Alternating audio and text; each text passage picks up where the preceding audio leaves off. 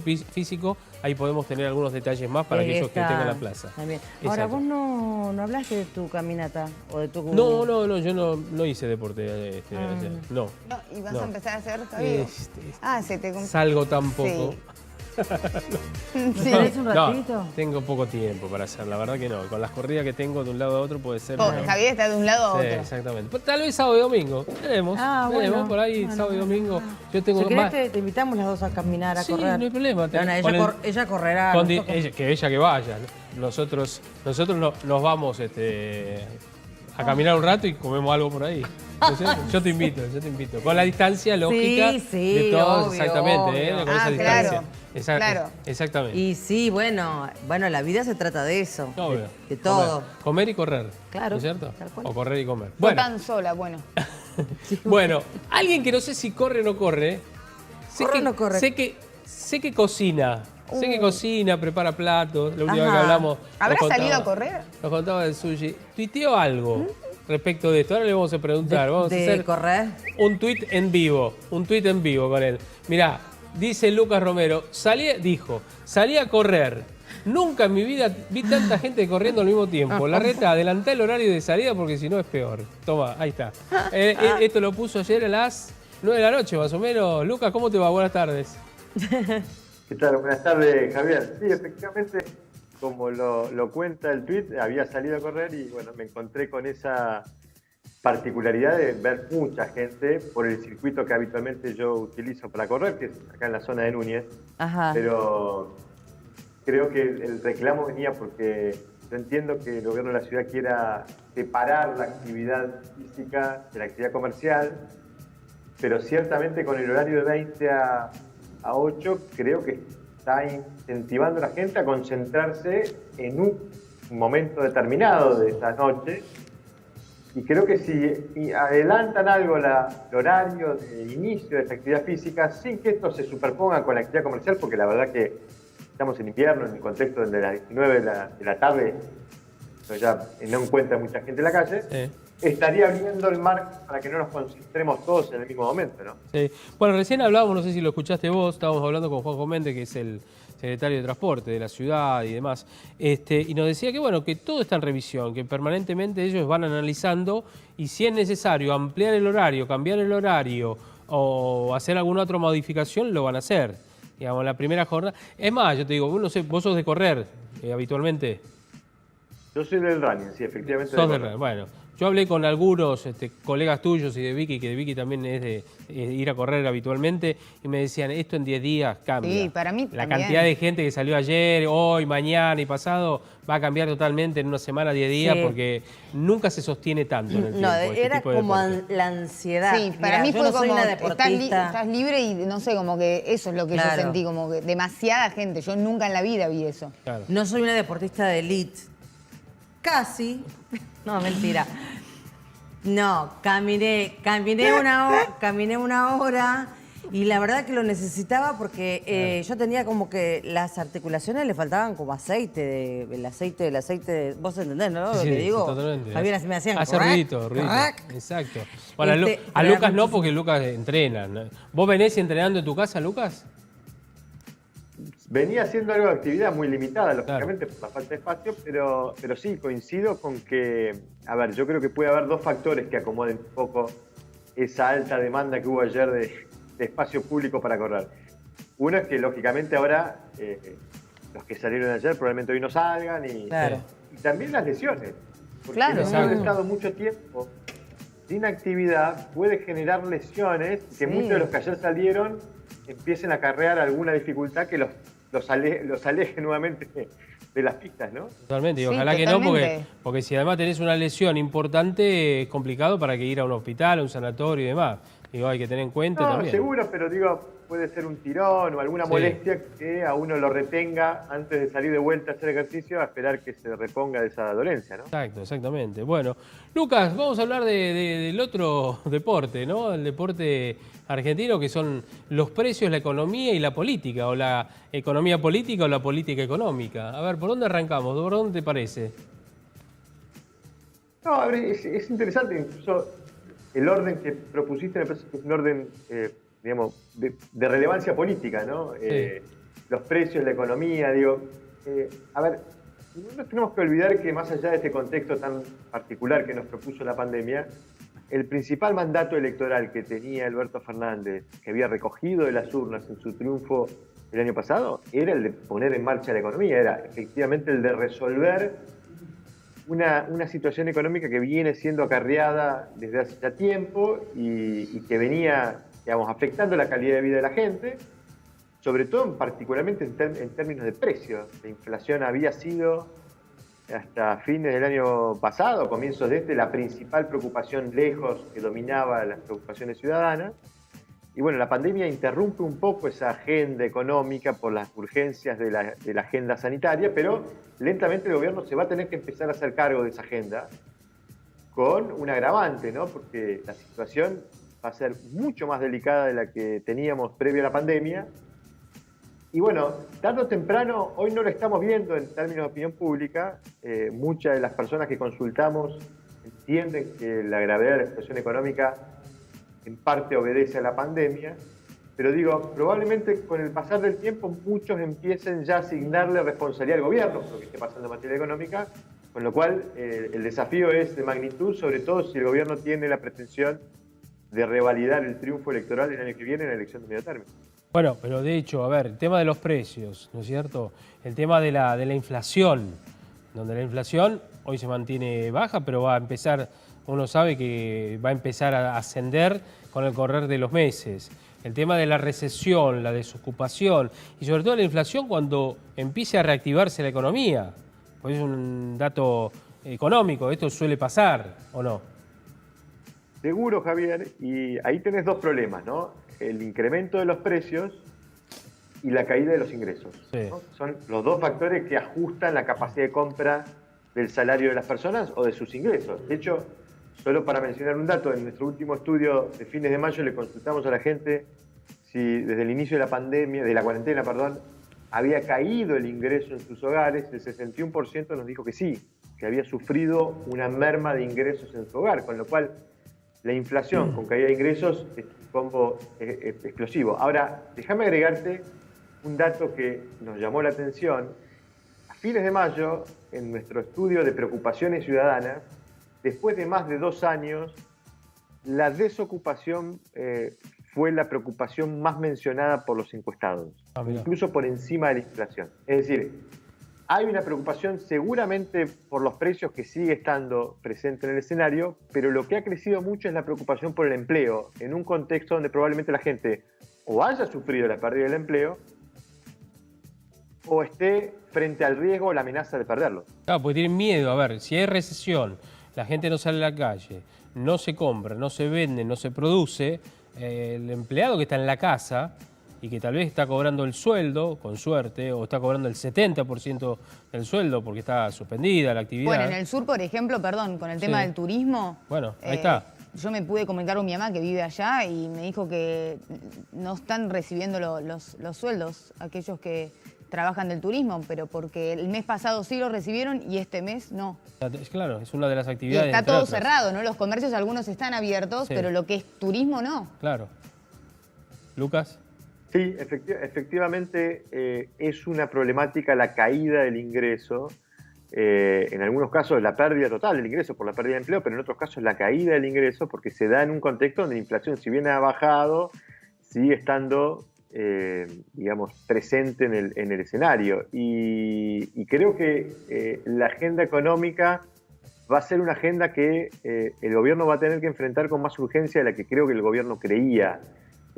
Fíjate qué curioso, Javier, desde el comienzo de la cuarentena nos planteamos un poco el desafío de cómo ocultar la mirada que la gente tenía sobre este escenario tan extraordinario, y le venimos preguntando, haciendo una pregunta muy, muy curiosa. Le decimos, ¿qué le preocupa más, el coronavirus o su situación económica? A fines de marzo el 80% nos decía me preocupa más el coronavirus, el 16% nos decía me preocupa más mi situación económica, el 4% no sabe la contesta. El último registro de fines de mayo, el 50% nos decía me preocupa más mi situación económica, el 44% me preocupa más el coronavirus, el resto no sabe la contesta. Es decir, ha venido creciendo a tal punto de que hoy es mayor la preocupación por la situación económica que por el virus. Cuando uno le propone este desafío de administrar estas dos preocupaciones a la gente, lo cual te habla de que en un contexto donde hoy hay más motivos para estar preocupado por el coronavirus, muchos más de los que había a fines de marzo, Claro. la gente hoy está realmente preocupada por su situación económica y esto me parece que va a tener que ser abordado, insisto, más urgente que lo que el gobierno creía en materia de respuestas, ¿no? Claro, porque además vemos que, por ejemplo, en el tema de los precios, y sabemos que la industria alimenticia es una de las que, digamos, más se mantuvo y en algunos puntos ha crecido, ¿no? Si bien obviamente el poder adquisitivo está complicado, pero sabemos que la industria alimenticia es la que se mantiene. Ahora, lo que no entiendo es la disparidad de precios que hay. Eso es lo que no se entiende. Por eso me parece que el gobierno también va a tener que poner foco ahí. Sí, totalmente. No ha habido efectivamente controles, sobre todo incluso en precios que están incorporados a los precios, digamos, que ha tratado de fijar el gobierno en este contexto de crisis.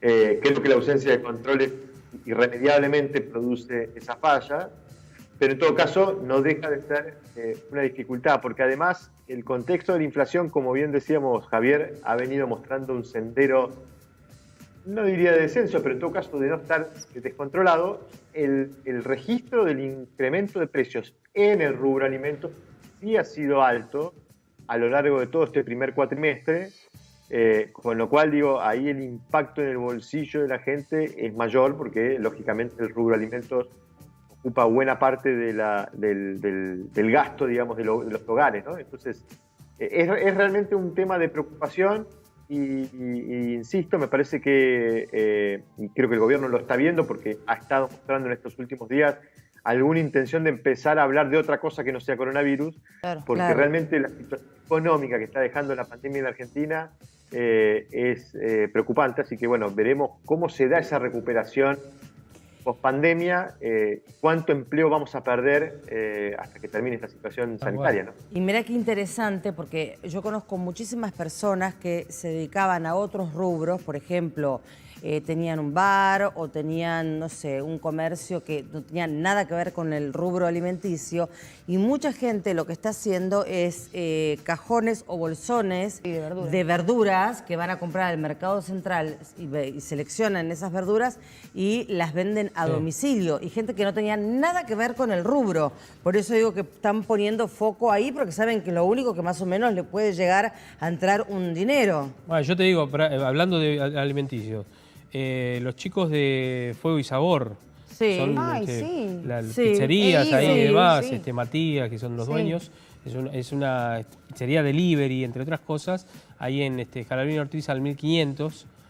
Me decían, nos tenemos que reconfigurar porque en esto, a ver, y me mostraba en la cuadra, mira, ahí hay una pizzería, nosotros. Claro. El otro que vende empanadas solamente, aquel que no sé qué. Lleno. Bueno, van a poner una carnicería. Ellos tienen restaurantes, saben de eso también. Me dice, tengo que buscar reconfigurarme porque si no estoy sonado y así todo no estoy seguro de que me vaya a ir bien. Sí, es un fenómeno que se ha dado mucho en el rubro gastronómico. Muchos lugares que han, digamos, utilizan sus canales de proveedores, que son los que le proveían los alimentos para procesarlos y venderlos en su restaurante. Y bueno, los están ofreciendo directamente al público para tratar de sostener algún ingreso. Realmente la situación en el rubro gastronómico es preocupante porque probablemente sean de los últimos en ser exceptuados en toda esta serie de excepciones que se están abriendo por actividad, porque claramente, digamos, es un lugar en donde se produce concentración naturalmente de gente. Entonces habrá que ver si, digamos, cuántos sobreviven de ellos, pero decididamente ahí hay un factor especial de la crisis económica que va a haber que atender, porque van a ser muchos los comercios del rubro gastronómico que van a cerrar, ¿no? Y Lucas, las últimas, que no te queremos interrumpir mucho tu tarde. No, por favor. El tema Vicentín, ¿qué análisis político haces a propósito de esta expropiación? A ver, yo creo que hay que analizarlo en su contexto y con los antecedentes, porque son los dos factores que intervienen en el análisis de la situación.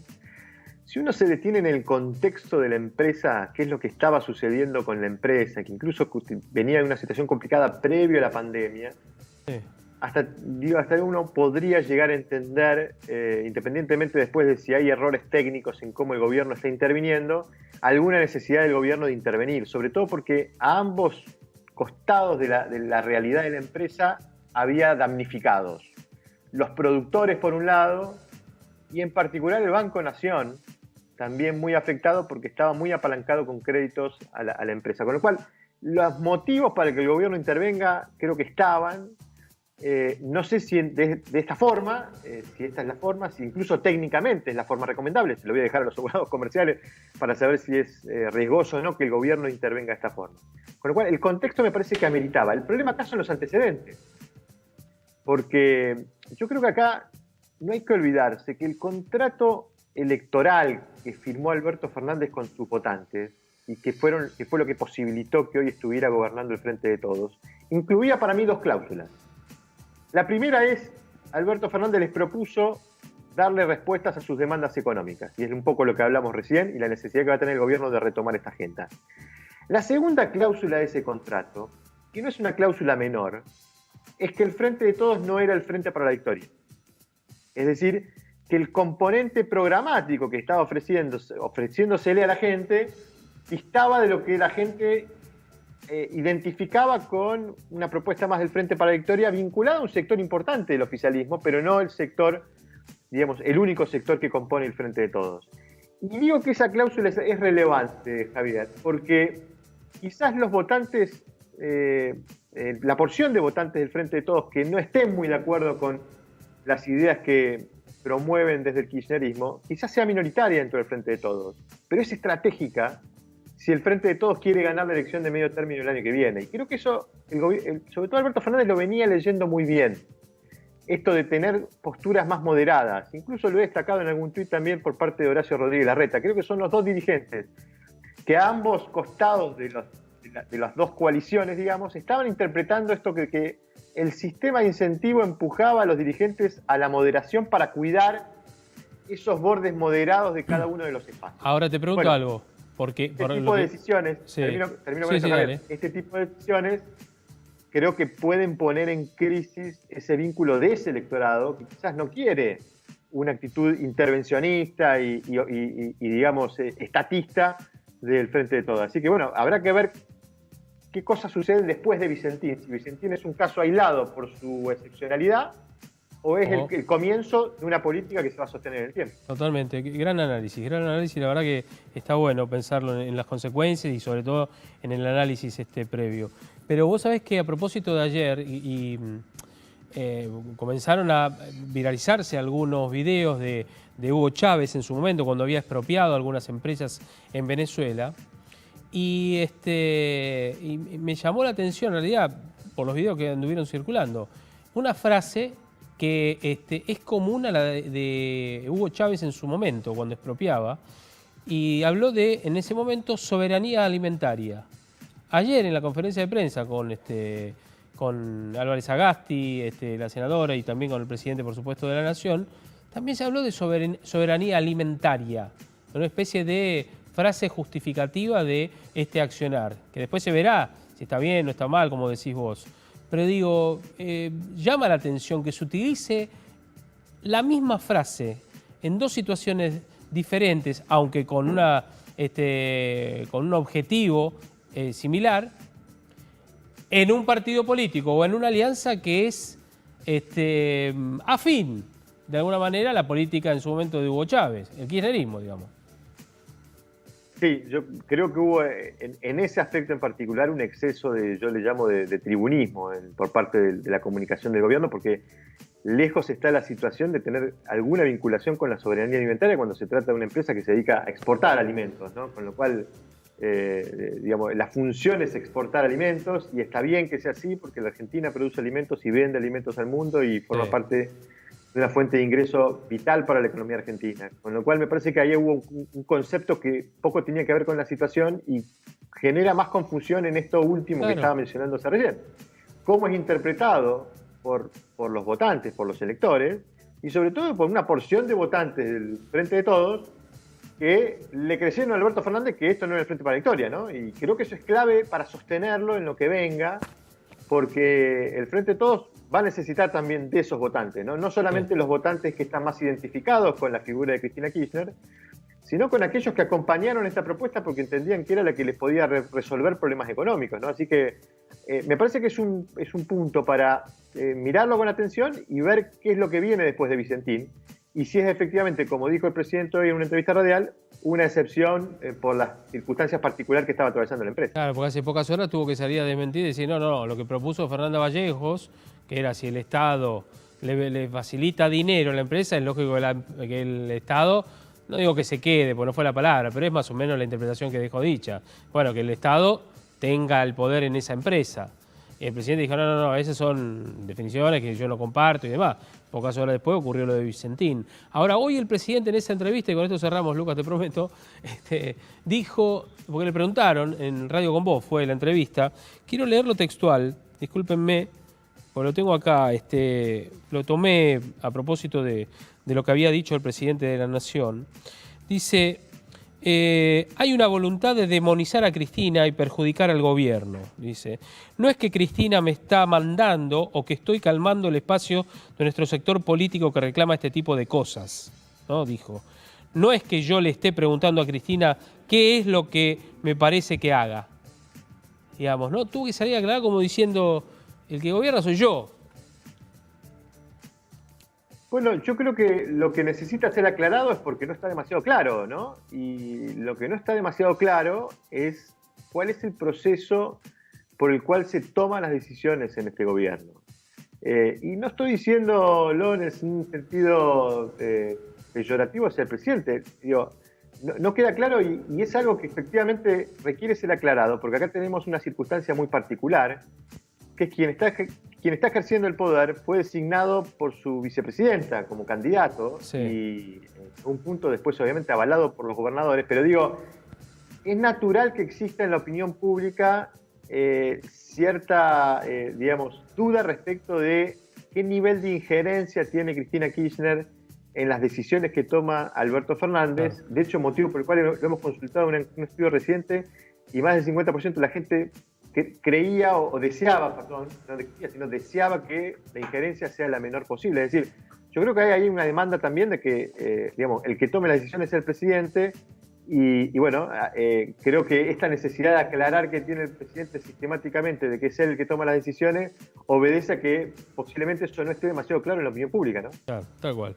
Lucas, bueno, te mandamos un abrazo grande, ojalá puedas correr tranquilo. Esperemos que haya menos gente, sobre todo para que se pueda correr con normalidad y no perjudique la situación ya delicada de la pandemia. ¿Cómo va el sushi? Excelente, mejorando sushi día a día. Sí, prepara para tu familia lo haces, o lo haces comercialmente también, ¿no? No, para mi familia. Nos gusta comer sushi, me decidí a aprender así, bien. Lo puedo hacer en casa y está saliendo cada vez mejor. Bueno, bien. Un día cuando pase la pandemia te invitamos acá y compartimos, claro, y compartimos. El sushi Romero. Será un placer. Bueno, abrazo enorme, Lucas, gracias. Un abrazo, gracias a ustedes. Gracias. Bueno, un genio, Un genio además. Bien, siempre tan amable con nosotros, entre otras cosas. Bueno, dice que es rico el sushi que hace. ¿Sí? Y lo hace muy bien. Porque hay que saber... Hay que saber